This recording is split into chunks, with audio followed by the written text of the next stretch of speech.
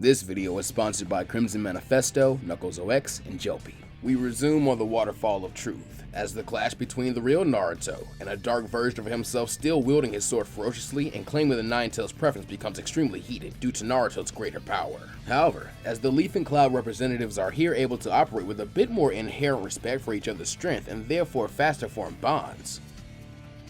we see them mend an old friendship of bees and collectively coach the young blonde swordsman through the secret of the Waterfall of Truth a lot quicker than what we saw in canon. So things wrap up around the first try, with Naruto's greater perspective holding him to his new path of peace and self-control. This therefore allows Naruto to get to the real point of his training as B had originally put it, by direct battle with the Nine-Tails. Needless to say, as has long been the case in this timeline, Naruto's greater fundamental strength and skill in basic shinobi arts, enhanced physical strength to match his already unbreakable spirit, and of course, his swordsmanship and sagehood all allow him to perform a lot better than the shinobi we know in canon would, especially since the battle is taking place in his mindscape, and he therefore doesn't have to be all that careful. And besides that, his opponent is extremely resilient, a fact Naruto exploits to truly cut loose, forcing it to tank a few massive Sage Art helmet splitter jutsus without fear of his opponent dying to it. Though now seeing them easily blow a tailed beast back, the young man considers renaming them to Mountain Splitter, so without wasting too much time, after an easier battle, he would also be gifted a reunion with the vestiges of Kushina and Minato left within his seal, as he is finally told his true origin, and a more personally meaningful acceptance than anyone in the village or out of it could have ever given to him, allowing him to draw strength from this and make good on Kakashi and the rest of his mentors' vision of the future, surpassing even the fourth himself, as the chakra of the Nine-Tails comes under his command.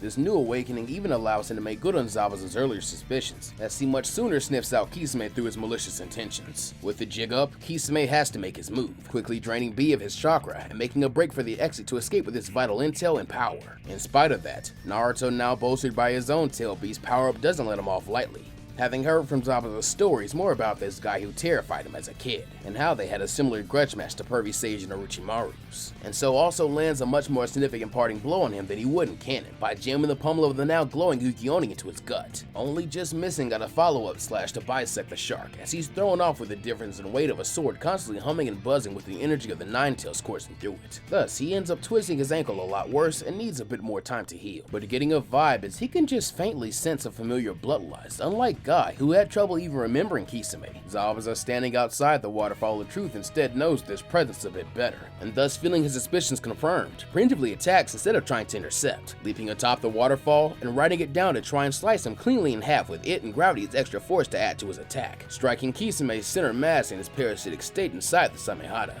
This impromptu silent killing strike unknowingly comboing off Naruto's failed slice, as even protected by his blade, the strike again really jostles Kisame, as he's slightly made to escape the inners of Samehada and absorb a portion of Killer Beast's stored chakra all in one go, using the power-up to go on a high-speed slashing frenzy aimed at Zabuza, who crudely but effectively protects himself with his own swings and shieldings of the Kubikiri Bocho. The clash ended off when Kisame unleashes an all-powerful axe kick that Zabuza guards against using his massive slab of iron, and thus only forced to back off a tad. With their positions reset to neutral, Kisame once again focuses on attempting to escape the island's barrier with what he's gained as his highest priority. Nevertheless, as water is also Zabuza's natural affinity, he eagerly follows the shark into it, slinging a kunai with wire attached to it into his target's leg so he's pulled along with him as he swims away, while Zabuza uses chakra control to ski across the surface of the waves. A bit less wary of Zabuza than he would have been of Guy, Kisame isn't as conservative with his energy to deal with him at first, making the decision to take a small detour to the deep where he'll be powerless, and so dive straight down, attempting to pull him to the depths. But atop the water's surface, Zabuza is forced to really focus on his water walking, forcing the waves to bend unnaturally, as Kisame pulls at him deliberately now, removing the kunai from his leg to engage in a tug of war, now seeing the wire digging into both men's free hand, wielding their blades in the other, and contesting their strength to see just who will reel in and make sashimi of who.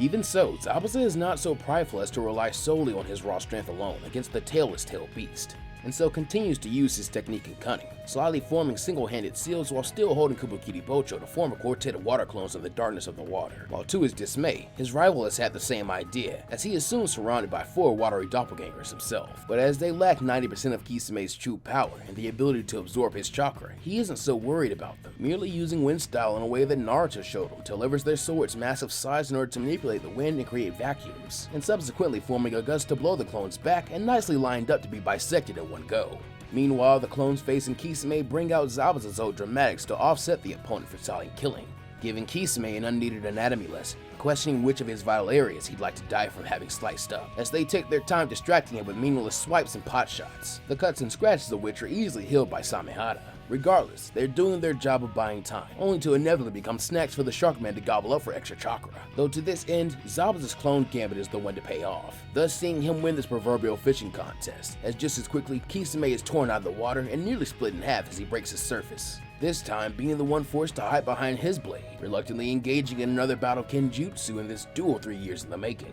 3 long years in which Zabuza has grown both as a man and wielder of the sword, and that devotion has indeed granted him the equalizer he seeks against his rival, at least in this base form. Fed up with clashing as a swordsman, the Sharkman reluctantly relinquishes his superiority to Zabuza, but reminds that he is far more than a mere sword swinger, and much more like a monster or a demon in his own right, deciding he should be able to eviscerate the younger swordsman and speed himself up for a bit in one go, before once more undergoing fusion with Samehada. With his speed, power, and durability now greatly increased, he makes an abrupt flip turn at the water, the force of which causing an underwater explosion, allowing Kisame to surge from the sea and sword Zabuza to tear him to shreds barehanded, only to in the end tear into more water, as Zabuza silently releases his shock control in order to sink into the depths at high speed to dodge and pull off a seamless one-handed hidden miss jutsu for a bit more cover, trying to erase his presence. While this would usually be a death sentence considering Kisame's true aquatic supremacy now, Zabuza instead welcomes this short distance from death, using it to both focus and inspire him as he body flickers far faster in the dense water to keep up a speed needed to avoid Kisame's jaws,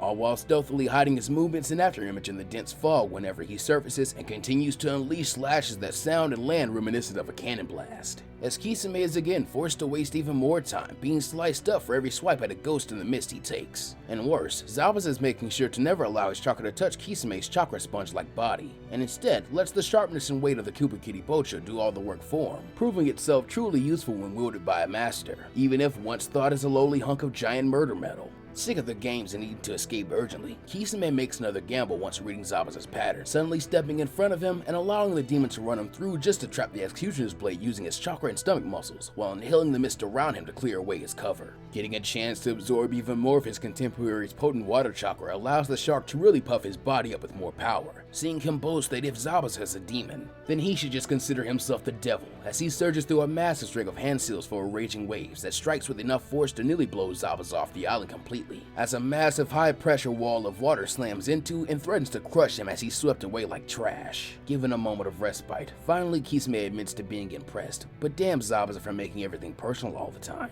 huffing to himself that he's evolved beyond just being a swordsman, as he'd rather be a monster, so it's not like being beaten at Kenjutsu actually bothers him, though by his still dwelling on it, he gets a bit irritated, as it therefore clearly does. Here though, Kisame notices a glint in the rushing stream of his attack, recognizing this is more ninja wire wrapped around the hilt of the executioner's blade, still buried in his slowly healing gut wound. Suddenly feeling a jerk himself as the wire and thus the blade are pulled taut, as he is consequently reeled back in by a fuming Zabuza for the second time, his bandages and leaf flat jacket mostly destroyed, yet with him this time having withstood his rival through sheer dogged determination. Rushing back towards Kisame and lobbing a volley of windmill shuriken, the Sharkman bats away with a wave, allowing Zabuza to tug his sword free and back to him just in time as water shark bombs bombard his approach towards the beach, with one inevitably hitting him hard and seeming to finally take him out, due to Kisame pouring extra chakra into it to change its form into the shotgun variant, and so making it impossible for Zabuza to dodge as he approaches, where he is unceremoniously reduced to red mist, the sight of which brings Kisame a truly sick pleasure, as he can now proudly consider Zabuza another of his siblings he has gobbled up to grow stronger.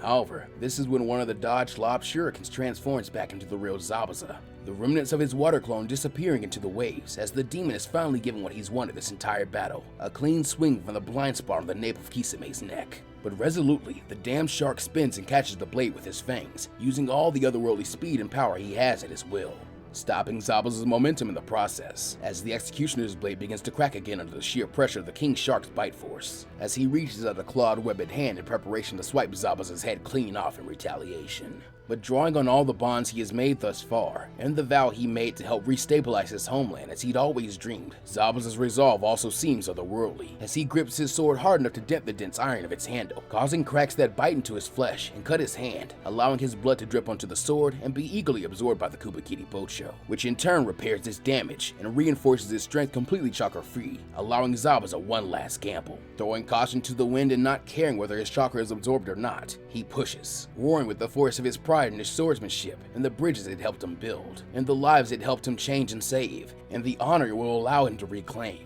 as his spiritual strength truly synchronizes with his physical, and allowing him a last gasp at surging his muscles with chakra until they scream with threats of exploding under the force, so that little by little, his blade moves forward, straining against Kisame's fangs and the great power of his jaw, and causing him great discomfort. And just as he means to follow through with his swipe, it is simply too late, as a loud crack is all he hears, signaling that his fangs are broken before the sword's motion continues forward smoothly, beheading him cleanly before he could even recognize anything more than that fact. As having come to know this man so well from clashing blades, Zabuza knows capturing him was sadly never an option. As such, the entire plot point of Kisame's final booby trap meant to get the intel he'd gathered to the remaining Akatsuki no matter what, either would simply be averted completely thanks to Zabuza just kinda holding a grudge and preempting any dirty tricks from Kisame, or it much more simply still happens. Keep in mind, this intel was mostly Shinobi Alliance battle plans that could have easily been changed and be in Naruto's current location, mostly so Kabuto and Edo Tensei can go after them, which could have been deduced via process of elimination anywhere with a bit of time.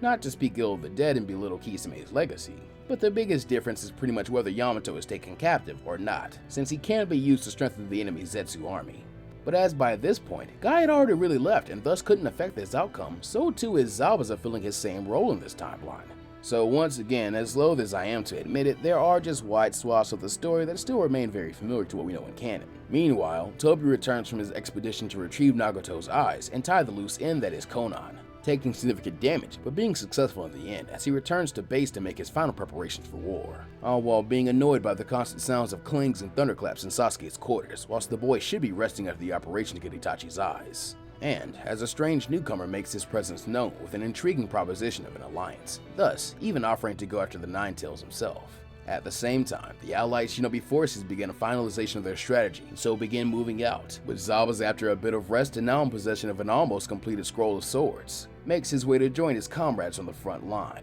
opting to leave Naruto in the hands of B while they try to hold him back all they like, knowing full well the knucklehead will be sprinting on ahead full speed to join the war himself soon enough. But that's where we'll be leaving this story off for right now.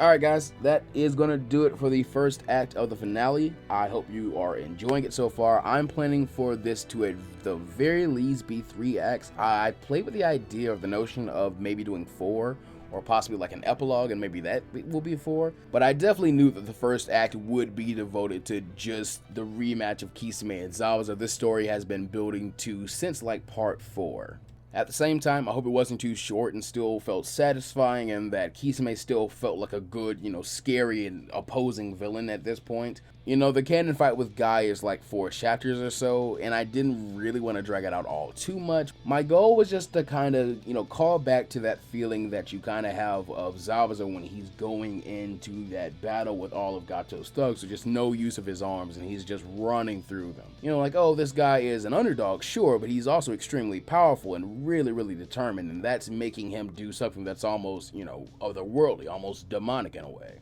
Which was interesting because that is kind of the feeling I got reading a lot of fights in Berserk, since Zabuza is pretty much just ninja guts. His entire look and feel and a lot of his backstory and stuff is based off guts, just like most giant sword characters. So I really wanted him to, feel like an underdog, but I also wanted to kind of subtly give that sense of he is sort of matching Kisame, and there's a reason that it's been building up to this point. Devotion to the sword and commitment and bonds and all that.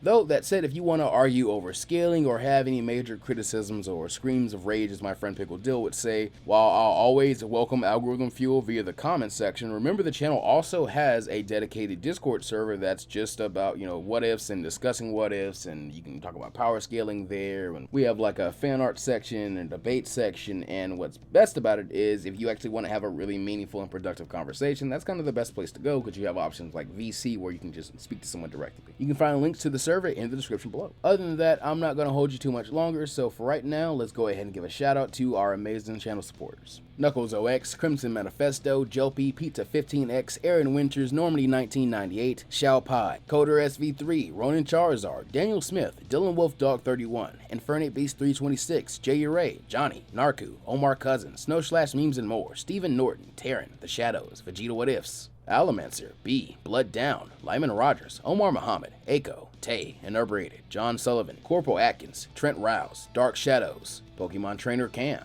Riverjoy, Elijah Edwards, Mr. Hamtastic, Jesus is King, Half an Onion, Angel Gonzalez, David Spalding, Lil T 910, Flyer B, Joseph Lau, Blaze 9526, Trainer Rad 164, Luca Reynolds, Baron Stormblade, Ono, Chris Macriano, Lily, Simroth, Red Violet, DeAndre, Gerald Smith, John Self, Jacob Whitaker, Massive Oak Woodtree, Demon Said, True Trey, Dutch McGee 101, Bruce Boswick, Robert Arstegard, Illis Cyclops, Craig Scheiman, Jauman, King Music for Real, Ballcore, Zach Eubanks, Crab Trooper 4552, NBA Fan, Courtney Hawkins, Orion 101, Christian Kyler, Dominic Wilds, Jester DeMille, Cyber Samurai, The Storybuster, One Code Pirate, Ganning 667, Dr. Ember, Chris, Kieran Lightfoot, and Ooga Booga. Thank you guys so much as always for supporting the channel directly and making it easier to get stuff like custom art and even guest editors from time to time. And if you'd like to join their ranks, consider either becoming a patron or a channel member. That's all for today though, so as always, take care of yourselves and the world around you and go beyond plus ultra. And I'll see you guys next time.